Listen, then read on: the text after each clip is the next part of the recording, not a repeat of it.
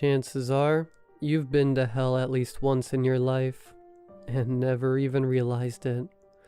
With surprising frequency, some people find themselves stumbling along the very furthest peripheries of hell, if only briefly, from sheer bad luck. They fall into glitches in reality, the places where some confluence of natural forces, both known and unknown, named and unnameable, summated in some incalculable way such that something fundamental just broke.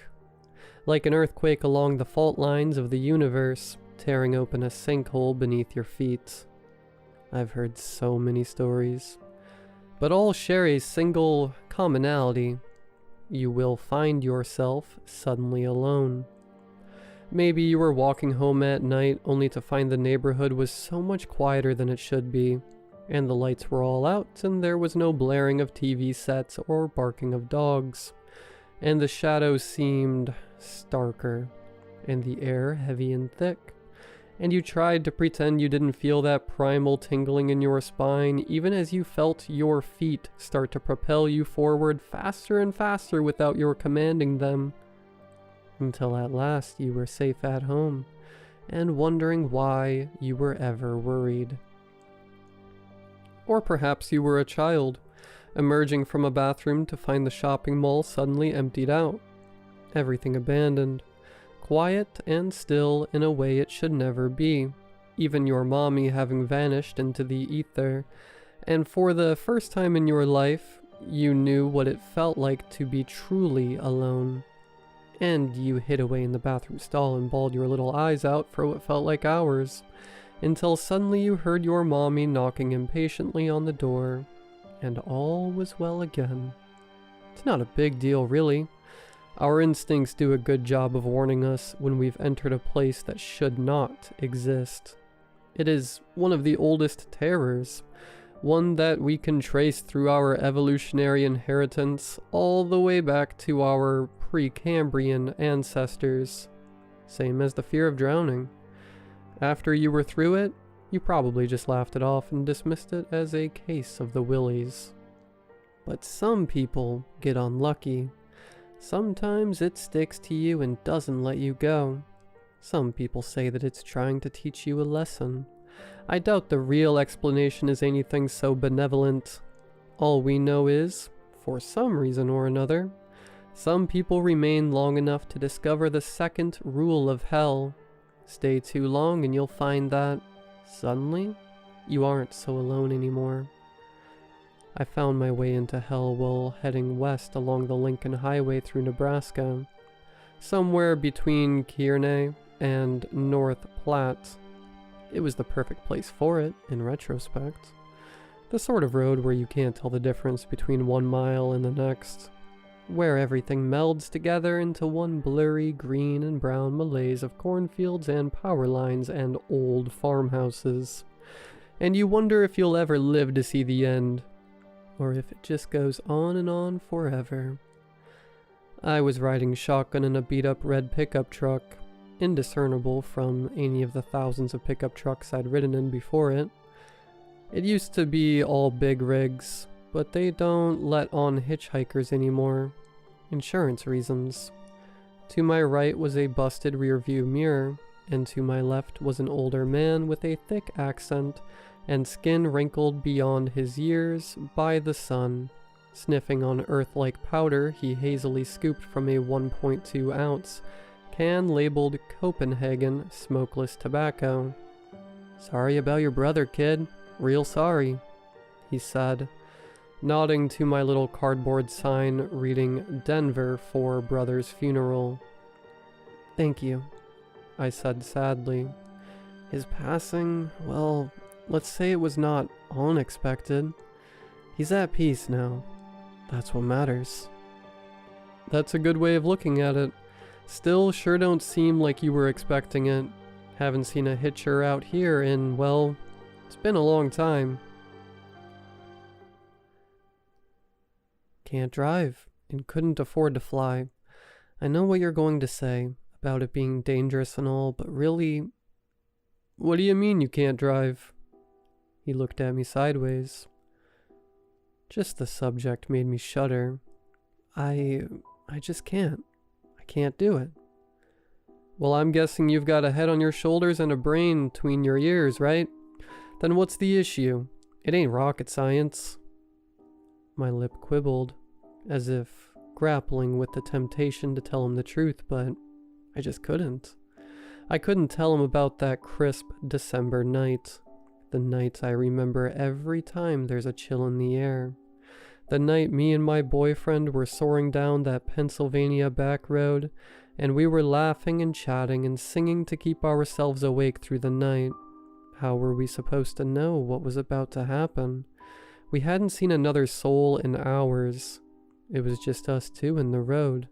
I glanced at him for only a moment as he was telling some story, but then I saw his face go pale and his hand raised to point, and I looked just in time to see a black blur on the road, one that was coming fast. So fast. I slammed the brakes. Maybe if I hadn't, the man would have gone right over the vehicle and lived with a few scrapes, but I did. And instead he was jerked forward off the hood of my car, and my front wheels crunched over his body with a wet kerchunk. We stopped there, and the only sound was the gentle rumbling of the engine, the breath of a machine, unthinking, unfeeling, with no notion of what it had just done. And all the while, in the stillness, I imagined the man popping back up, smiling and laughing and revealing that everything was all okay. My brain recreated this fantasy 1,000,000 times in those few seconds, as if by fantasizing hard enough I could make it real. The reality remained. Things weren't all okay. They never would be. The weight of my tires had wrung the man's neck and caved in part of his skull. My boyfriend stood in front of the body, blocking it, begging me not to look. I pushed him out of the way. I need to see it. I need to. It was a madman's statement, a non sequitur, but said with that sort of finality that silenced all possible argument. And I stood over the body, staring stoically, dispassionately, like I wanted to study every inch of the man I'd killed, as if by searching over the pores of his skin and fractured skull and cloudy eyes, I could find some sort of truth hidden there. Why answer to the question pounding in my aching skull like the beating of a heart? Why? But there was nothing there. No truth of any significance, just skin and blood and bits of bone. Drinking, man, I lied. I got caught drinking too many times. They took my license. He whistled. You? Such a nice young man? Who would have thunk? Well, I hope you learned a good lesson there, bud, he said and spat out the window. You know, I wish I could blame the kids these days, but honestly, things were just as bad in the 70s. Worse, maybe. Everybody was driving around drunk as a skunk back then. Still, you're lucky you didn't kill anybody. Funnily enough, that fake confession wasn't what ended up making him ditch me on the side of the road. That part came when I stupidly let slip that I hadn't voted for the same guy he did. I was out on my ears again, but I figured I couldn't be too far from Gothenburg now, and my gut was roaring for a BLT, so I started to walk. God, I should have been paying more attention. I should have noticed the signs of civilization fading away, the railroad and farmhouses and industrial complexes of corrugated steel being gradually replaced by views of old abandoned sheds and the crumbling concrete skeletons of buildings, until even that was gone, leaving only endless fields of corn on either side of me. I should have listened to that terrible feeling in my chest.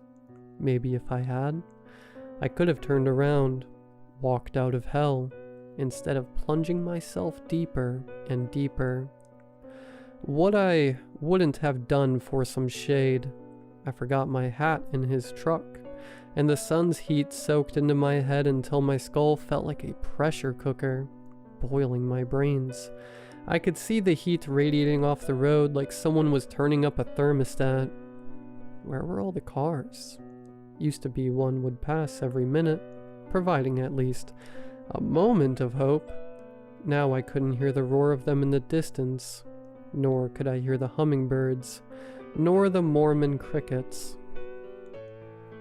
My walking slowed, became drowsy, almost a waddle. Hours must have passed, but the sun hadn't moved an inch, looming directly in the center of the sky above. Even my addled mind had realized that I couldn't make it anywhere by marching forward, but it was also too late to turn back. I'd never make it.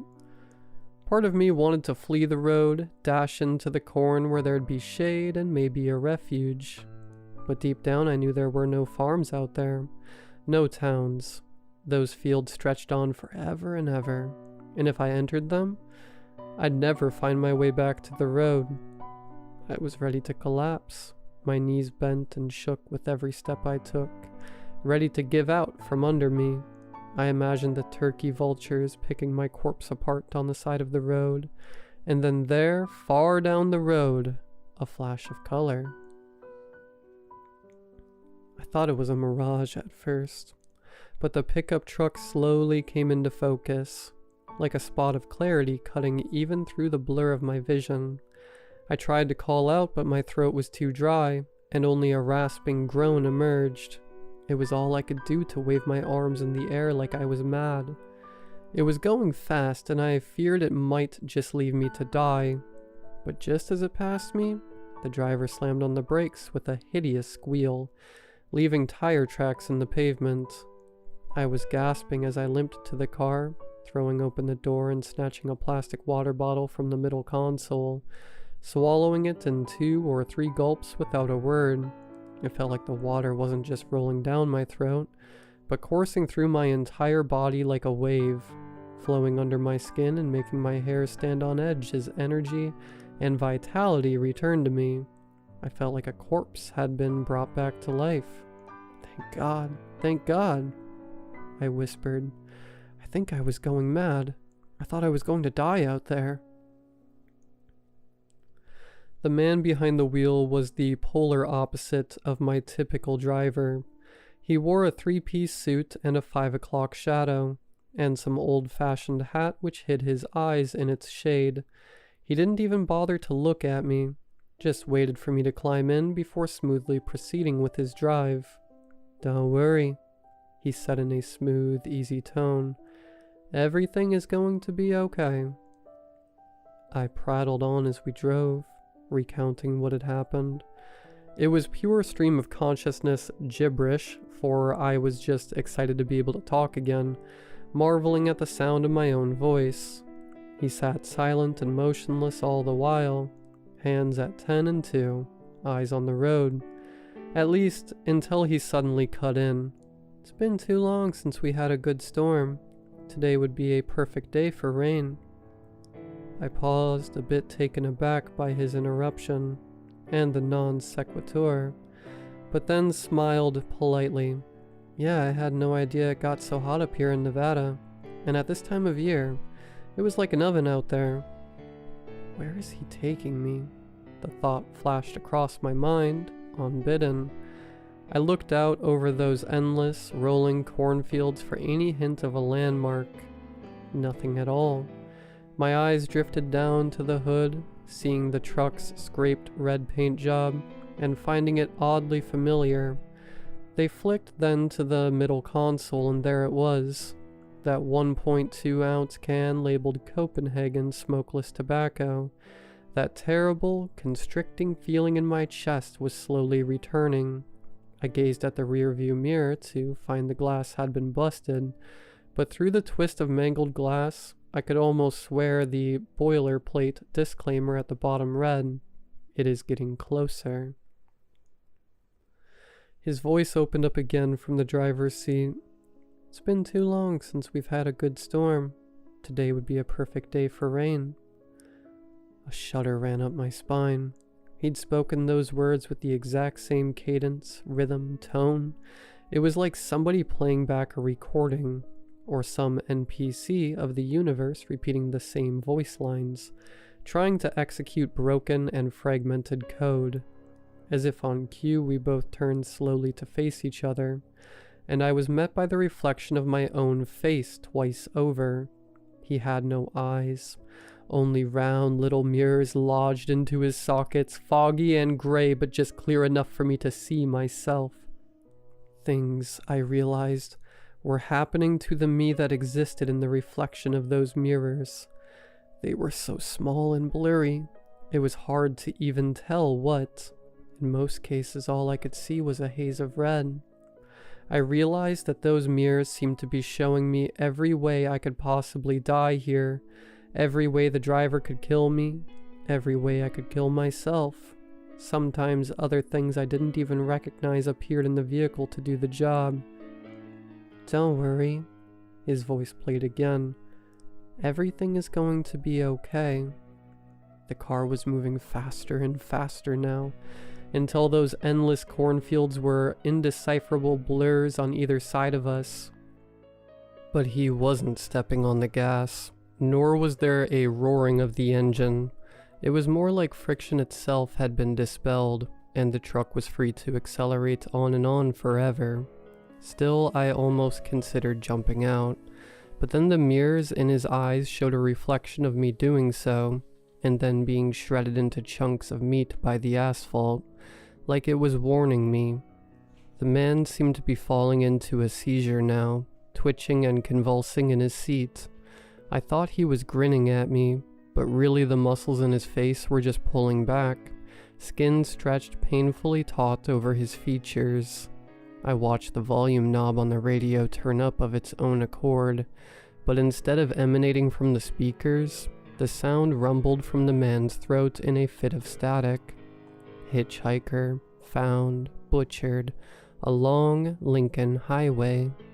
He spoke in disparate voices, as if his words were being spliced together from across multiple channels.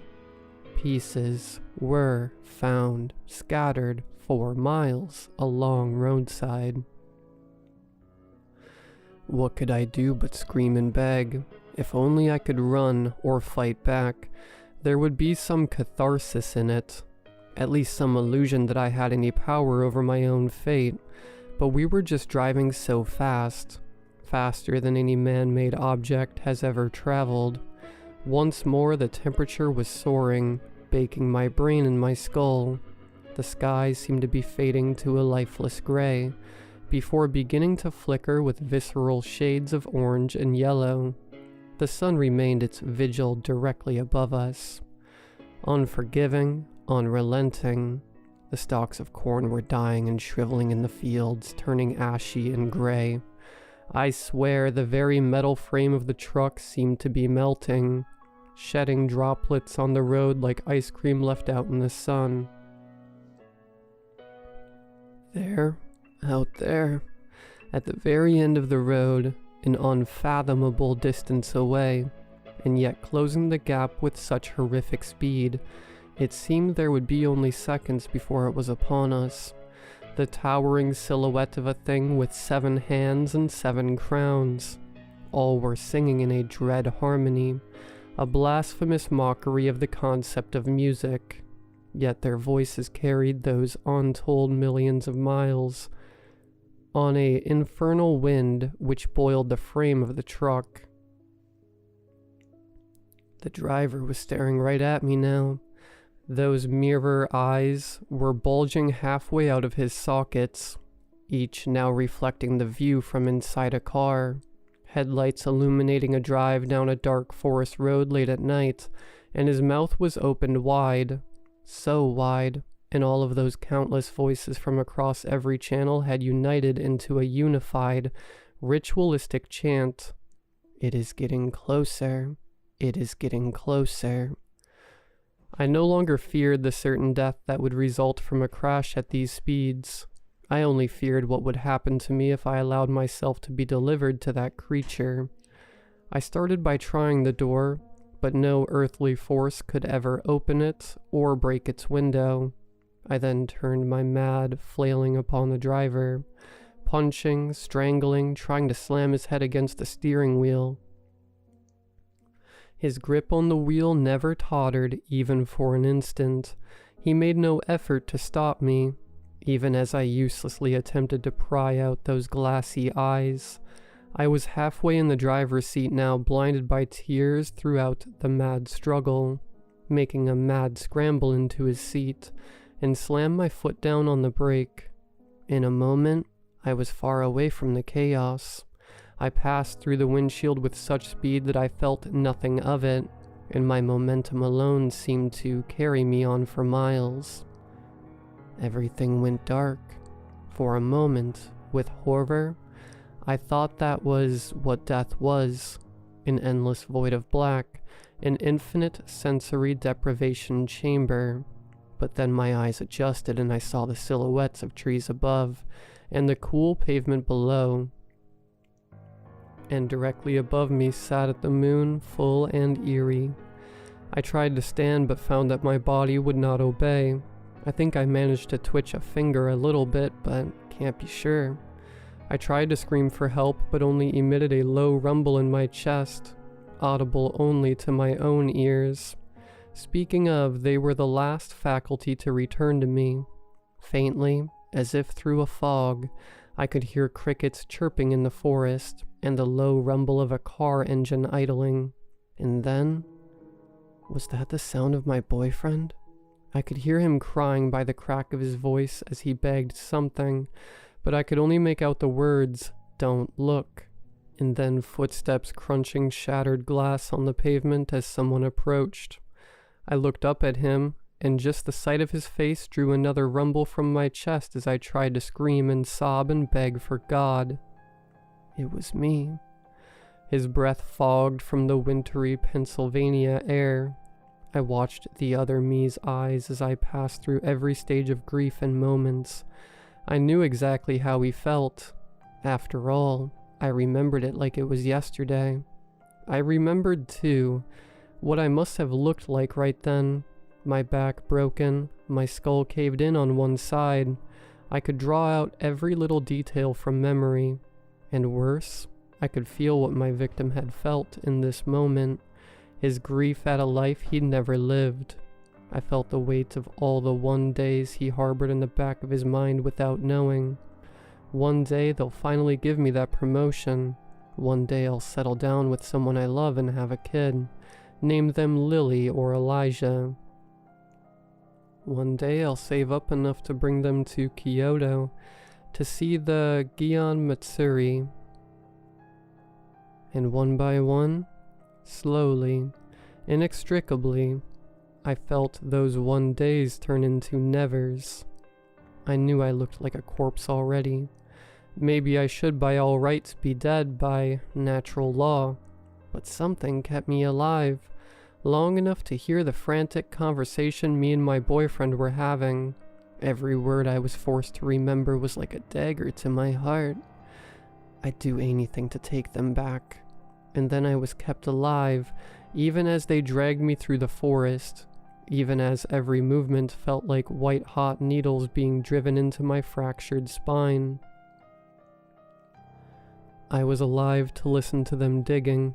I was alive to be tossed into the pit, to feel the dirt piled on top of me bit by bit, to feel the weight of it upon me, to be trapped in the womb of the earth, down in the dark with the worms. I was suffocating down there, and knew this choking desperation would be my eternal punishment, to inhabit the body of my own victim, forever and ever. I made peace with that fact.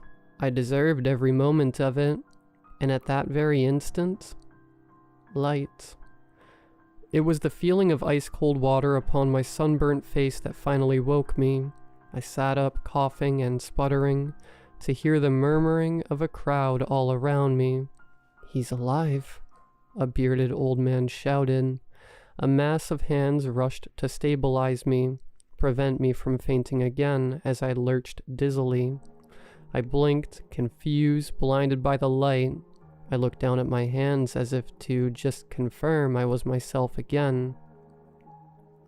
Good merciful Christ, kid. You were passed out right on the side of the road. I looked drowsily around. A few people had parked their cars on the shoulder, rushing to investigate the body on the side of the road. Surely they expected a murder. Maybe that would bring some excitement to this dreary bit of country, but instead they concluded they found some young, stupid city boy who'd just about keeled over from heat exhaustion. Trying to hitchhike in this heat wave? One man huffed, shaking his head. You must have lost your mind. Don't worry, a much kinder woman said, rubbing my back as she helped me choke down water. Everything is going to be okay. It took me a few minutes to get my bearings, but eventually, I started to believe them. Surely I'd just passed out from the heat and had a weird dream. My head was still sore and pounding after all. I politely declined an ambulance once I was back on my own feet, although a couple people offered me a ride to the next town, afraid I'd get myself killed otherwise. Relieved and more than a little embarrassed, I was immediately ready to put this all behind me, to forget about this strange journey I'd been sent on by my own subconscious. And then a car passed on the road that had previously been empty just a moment before. A classic hearse. And there, behind the wheel, the man with the mirror eyes. His nice suit unblemished, his features refined. He flashed me a knowing grin in that instant as I watched him pass, teeth all shiny and white. He even reached up and tipped his hat to me, as if he'd done me a service. Or maybe he was trying to warn me not to forget what I'd just been through, the lesson I'd learned on that long road through hell. And then he was past me, and all I could do was watch his car be reduced to a black speck in the far distance, seemingly swallowed by the blazing white of the setting sun.